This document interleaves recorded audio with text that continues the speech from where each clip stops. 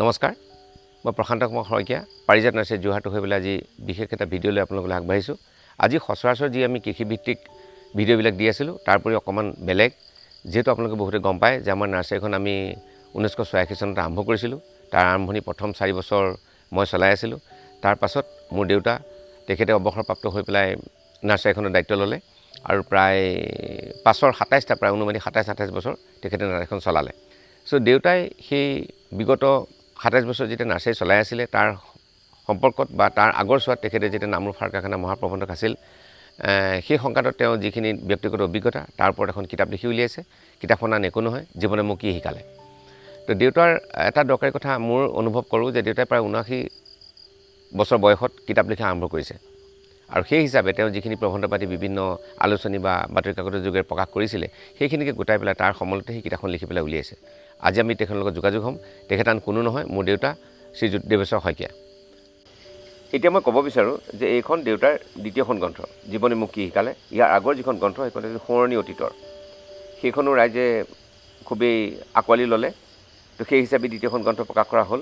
মই এতিয়া দেউতাক ক'ব খুজিছোঁ যে তাৰ কিতাপখনৰ বিষয়ে দুই এটা কথা, যে কিনো কিতাপখনৰ পৰা কি আমি পাব পাৰোঁ, পিছৰ যিখন কিতাপ বিশেষকৈ জীৱনে মোক কি শিকালে তাৰ পৰা আমি কি পাব পাৰোঁ সেই বিষয়ে দুই এষাৰ কৈ দিলে আমি আনন্দিত হ'ম। এই যিটো নামাংকিত কৰা হৈছে গ্ৰন্থখনৰ, তাৰ তলতে এটা বাক্য আছে। বাক্যটোৱে কৈছে যে জীৱন সংগ্ৰামৰ কেইখনমান খণ্ড চিত্ৰ ইত্যাদি। তাৰমানে ই কোনো জীৱনী নহয়, ই জীৱনৰ খণ্ড চিত্ৰ। কাৰণ আমি পাহৰিলোঁ বহুত কথা, আগডোখৰ পাহৰিলোঁ, পিছডোখৰ পাহৰিলোঁ, কিন্তু মাজতে গূঢ়তত্ত্ব আছে। সেই কথাবোৰ আমি সেইডোখৰকে হাইলাইট কৰিছোঁ। সেই কিতাপখনৰ মুখ্য উদ্দেশ্য আছিল, টাৰ্গেট আছিল আমাৰ, যে নৱপ্ৰজন্মৰ মানুহে যদি কোনোবাই এনেকুৱা বিপদত পৰে, আমাৰ নিচিনা কিশোৰ বয়সতে দেউতাকৰ আপোনাৰ ৰক্তক্ষৰণ হৈ অকামিলা হৈ পৰে, তেনেকুৱা ধৰণৰ বিপদত পৰিলে কেনেকৈ তাৰ পৰা উদ্ধাৰ পাব পাৰে, তেনেকুৱা কিছুমান কথাৰ সূত্ৰ ইয়াত দিয়া হৈছে। গতিকে জীৱনে মোক কি শিকালে কথাটোত শেষত মই আপোনাৰ সৰুকৈ এটা কৈছোঁ যে কিছুমান কাম কোনোবাই ভাল পায়, কিন্তু মই সিমান পচন্দ নকৰোঁ। কিন্তু তেওঁক এইটো বেয়া বুলি ফটকৈ নকৈ আন্তৰিকতাৰ সৈতে আমি বুজাবলৈ চেষ্টা কৰোঁ যে চোৱা, এইটোৰ পৰা এইটো কৰিলে এনেকুৱা হয়, গতিকে আপোনালোকে যদি বেয়া নাপায় এনেকুৱা কৰিলে ভাল হ'ব। এনেকুৱা ধৰণৰ কথাবোৰ যে আন্তৰিকতাৰে যদি আৰু অন্তৰৰ পৰা আপুনি আপোনাৰ মুকলিভাৱে কথাষাৰ কয়, বহুতেই আপোনাৰ মতত হয়ভৰ দিব। গতিকে আমাৰ উদ্দেশ্য আছিলে যে যদি নৱপ্ৰজন্মই আমাৰ এইবোৰ পৰা চাই আপোনাৰ কিবা এটা শিকিব পাৰে, আমাৰ সাৰ্থকতা সিমানেই হ'ব। ইতিমধ্যে আপোনালোকে কিতাপখনৰ বিষয়ে কিছু গম পালে। ইয়াৰ পাছত মই কিতাপখন সংগ্ৰহ কৰিবৰ কাৰণে আপোনালোকক অনুগ্ৰহ কৰিলোঁ, আৰু আপোনালোকে যদি ইচ্ছা কৰে আমাৰ নাৰ্চাৰীৰ পৰা পোনপটীয়াকৈ ল'ব পাৰিব। অন্যথা আমাৰ ডেছক্ৰিপশ্যনত লিংক দিয়া আছে, লিংকৰ যোগেদি আপুনি কিতাপখন সংগ্ৰহ কৰিব পাৰিব। আৰু শেষত মই ভাবিছোঁ যে দেউতাৰ দুষাৰ কথা তেওঁৰ পৰা শুনিলে আপুনি ভাল পাব। মোৰ কিতাপখন যেতিয়া লিখিছিলোঁ, শেষত গৈ পেলাই আপোনাৰ প্ৰান্তিকৰ নিচিনা আলোচনীত ই প্ৰকাশ পাবলৈ ধৰিলে। এদিন এজন গুৱাহাটীৰ ফালৰ মানুহে মোলৈ ফোন কৰিলে, শইকীয়া ডাঙৰীয়া, তাত মোৰ বয়সো লেখা আছে, কি পদৰ পৰা আপোনাৰ অৱসৰ লৈছিলে সেইবোৰ লেখা আছে, সেইখিনি তেখেতে কৈ মোৰ লগত চিনাকি হ'ল। সেইবিলাক ক'লে যে আপোনাৰ যিবোৰ লিখিছে সেইবোৰ বৰ মোৰ অন্তৰ চুই গৈছে। কিন্তু অতি দুখৰ কথা যে মই পঢ়িলোঁ, আকৌ ঘূৰাই পঢ়িলোঁ, কিন্তু তথাপি মই ভাবিছিলোঁ যে মোৰ ল'ৰা ছোৱালীহালকো পঢ়াওঁ।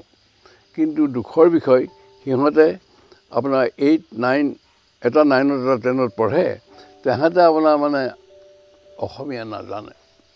গতিকে মই ভাবিলোঁ যে ইহঁতক বুজাবৰ কাৰণে তেওঁ চিম্পুল ইংৰাজীৰে সেইখিনি ট্ৰেঞ্চলেশ্যন কৰি ল'ৰা ছোৱালীকেইটাক বুজাবলৈ চেষ্টা কৰিলে।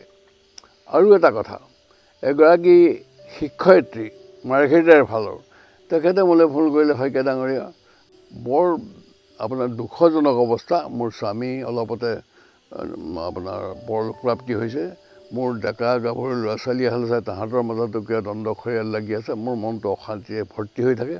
কিন্তু আপোনাৰ কিতাপখন পঢ়ি মই মনতে বৰ শান্তি পাওঁ। পাকঘৰৰ পৰা কেতিয়াবা মই ৰাতি আপোনাৰ ভাত চৰুটো অকণ বৰ বন্ধ কৰি আহি পেলাই মই গ্ৰাউণ্ড ফ্ল'ৰত লুকুৱাই থকা কিতাপখন আনি খুলি পেলাই মই চাওঁহি। যে আপুনি ইয়াৰ সলিউশ্যন কি দিছে বা কি ক'ব খোজে গতিকে আপুনি আৰু লেখক তাৰ পৰা মই বুজি পাইছোঁ যে এইবোৰ মই যিটো ইচ্ছা কৰিছিলোঁ সেইটো দৰৱ পালিয়ে ক'ৰবাত কাম কৰিবলৈ আৰম্ভ কৰিছোঁ সেয়ে মোৰ সফলতা বুলি মই ভাবোঁ ইতিমধ্যে আপোনালোকে আলোচনাটি পালে যে দেউতাৰ লগত আমাৰ যিখিনি আলোচনা হ'ল আপোনালোকে গম পালে কিতাপখনৰ বিষয়ে ভূমিকাৰ বিষয়ে কিছুমান আপুনি গম পাইছে আশা কৰোঁ আপোনালোকে আলোচনাটো শুনি আগ্ৰহী হৈছে আৰু বিশেষ মনোগ্ৰাহী হৈছে আপোনালোকৰ আৰু মই ভাবোঁ সেইকাৰণে যদি এই কিতাপ আপোনালোকে বিচাৰে ইয়াৰ কপি আপোনালোকে বিচাৰে তো আমাৰ অনুষ্ঠানৰ ফালৰ পৰা পাৰিজাত নাৰ্চাৰীৰ ফালৰ পৰা আমি আমাৰ উপলব্ধ কৰি ৰাখিছোঁ আৰু আপোনালোকে ডেছক্ৰিপশ্যনত গ'লে এই কিতাপৰ বিষয়ে লিংকটো আপুনি পাব সেই লিংকৰ জৰিয়তে আপুনি কিতাপখন কিনিব পাৰিব আৰু মই ভাবোঁ যে কিতাপখনে আপোনালোকৰ মনোগ্ৰাহী হ'ব আৰু সেই আশাৰে আজি আমি আমাৰ ভিডিঅ'টো সামৰিছোঁ